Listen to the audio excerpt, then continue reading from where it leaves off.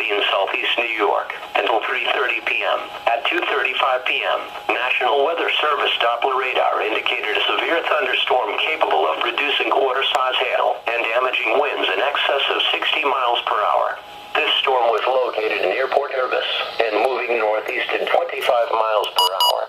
Other locations in the warning include but are not limited to Unionville, Otisville, Florida, Middletown, Goshen, Chester, Monroe, West Point, Walden, New Windsor, Montgomery, and Gardnertown. Additional thunderstorms near Middletown and north of Port Jervis will be capable of damaging winds and hail as well.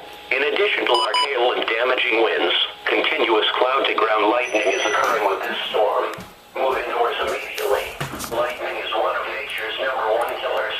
Remember, if you can hear thunder, you are close enough to be struck by lightning. Repeating, a severe thunderstorm warning has been issued until 3:30 p.m. for the following county: Orange County, New York. Here it is. Here is the forecast. Excessive heat warning in effect until 8 p.m. this evening. This afternoon. It is right here. Thunderstorms. With highs in the mid-90s.